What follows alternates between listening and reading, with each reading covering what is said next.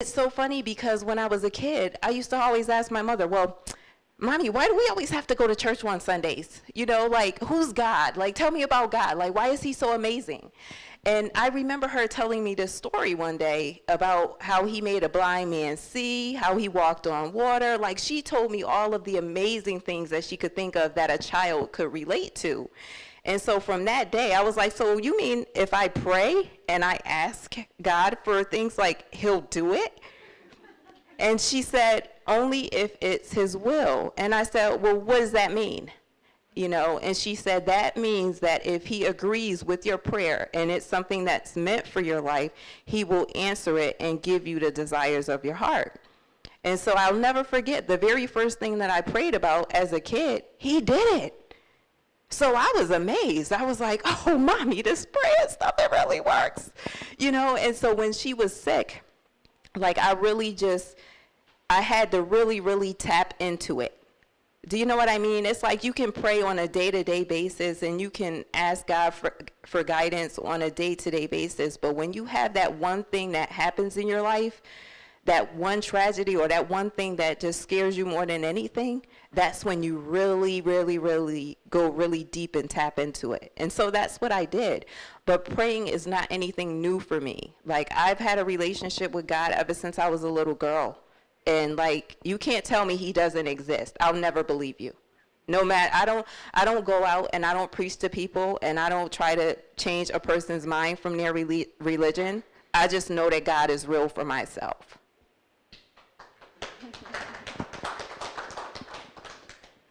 Yeah, and I have felt the same thing in my life. Your question was about autonomy and how particularly American society is kind of about rugged individualism and how faith is maybe giving up the control that we were talking about. So I think that's part of the definition of faith, right? It's not fully having all the facts and the figures and the statistics and not being fully in control. But there's something really beautiful about that, I believe. And so I guess I'll speak again from an American perspective. We kind of like results, right? And we believe in the law of diminishing returns. So we like things done kind of quickly, as fast and efficiently as possible in our society. And the hard thing with faith is that it's kind of the opposite. It's the law of increasing returns. Sometimes you don't see results for a while. And faith is really like, if I keep doing this, maybe there are roots growing underground that I can't see. Maybe a tree will pop up eventually. But the beautiful thing I believe about faith is that those laws of increasing returns, it continues to multiply. And you start to see those things in your life where you're like, that was God. That was God. Oh, that was God. And then you start to, it becomes less of a, like, I don't know if this is really a thing. And then it starts to be like, Samantha was just demonstrating, like, this is real. And this is, I know it because I've experienced it, and I can say for myself that it's true. And so in that way, maybe it is individualism, because at that point, you're not relying on someone else saying that there's someone out there, right? You're making a choice for yourself, and you're saying, I choose to do this because I know it works for me. I don't know if that answers your question.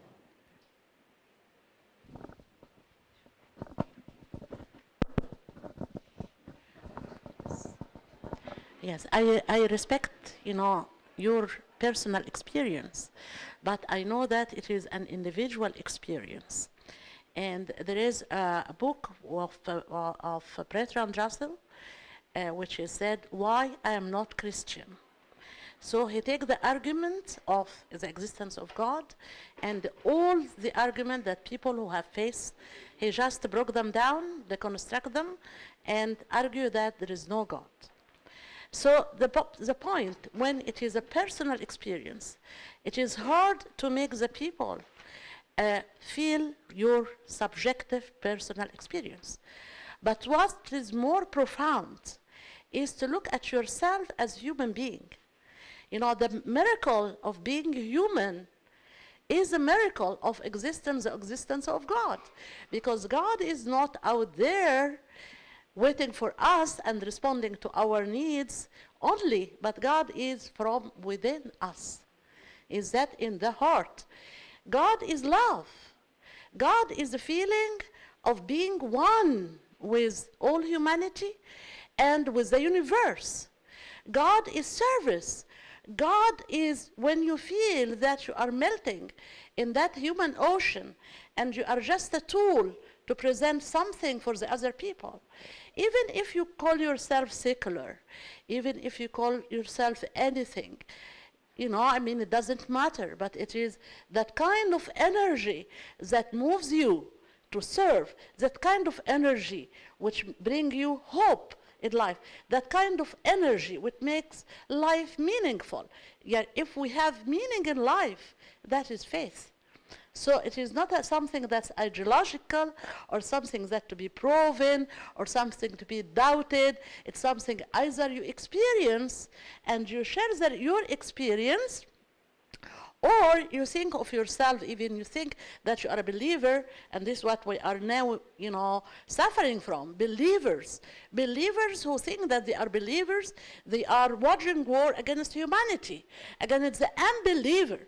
This is a drama, because if we think that it's our God is the oneness of the humanity, that everyone is part of each one, that we are part of each other, regardless of the name of our faith, then I think this is the real experience of believing in the divine under any name. Call it Tao, call it Ra, call it Allah, call it whatever it is, call it Brahma, call it anything, any word. But the most important thing is to live the experience of love. That's how I explain faith.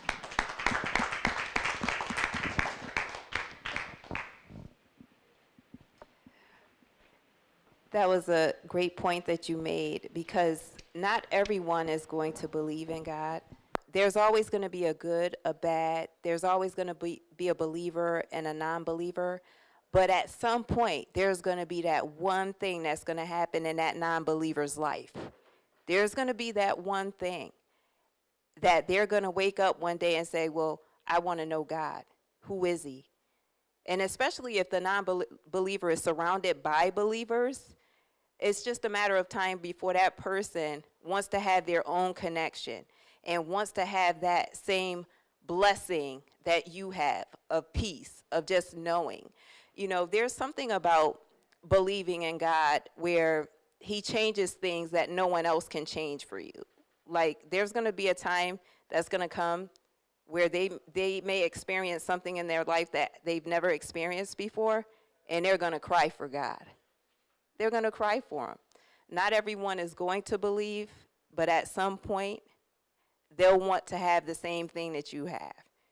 It just takes time. Some people are born with it, and some people get into it later in life. But there's only one God, no matter what you call him.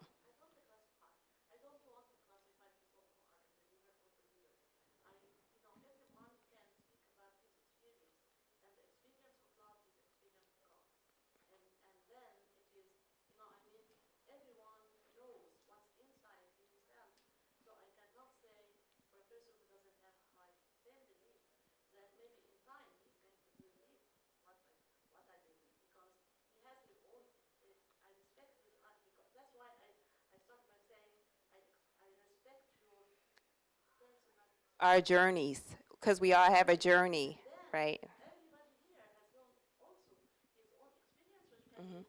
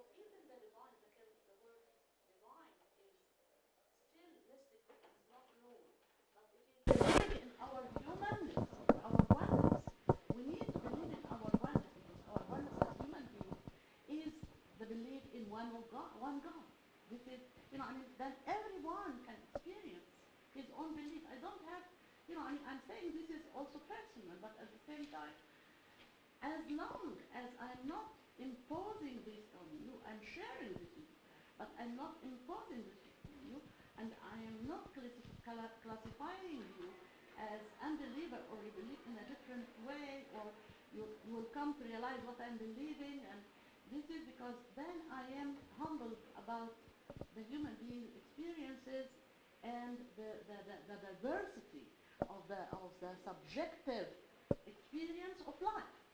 As I said, maybe someone who is secular, he called himself secular, but he gave himself to humanity.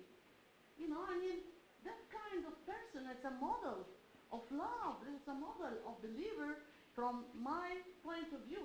Is a model that I search to be like him because he gave something to the world.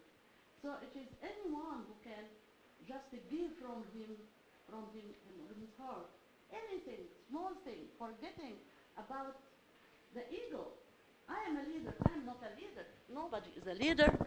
It is, we are all leaders because we are all one, and we are all learner because we are all one, and we are all believers because we are all one, and then, but each one has his own way of expressing his experience.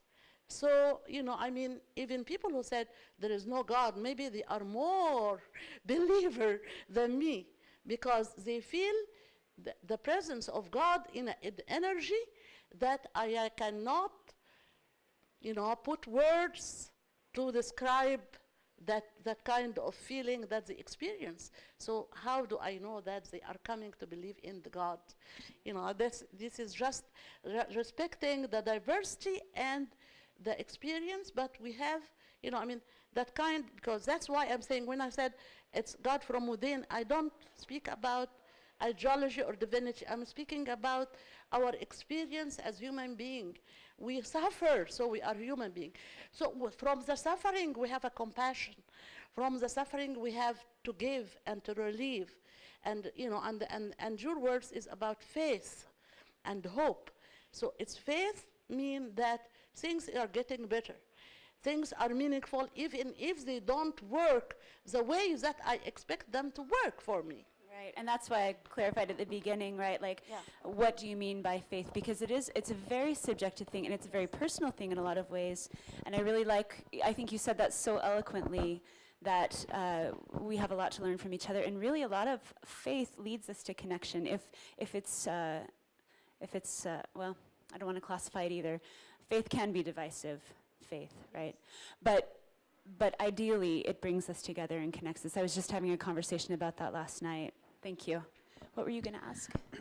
I was just going to make a comment that even if you don't believe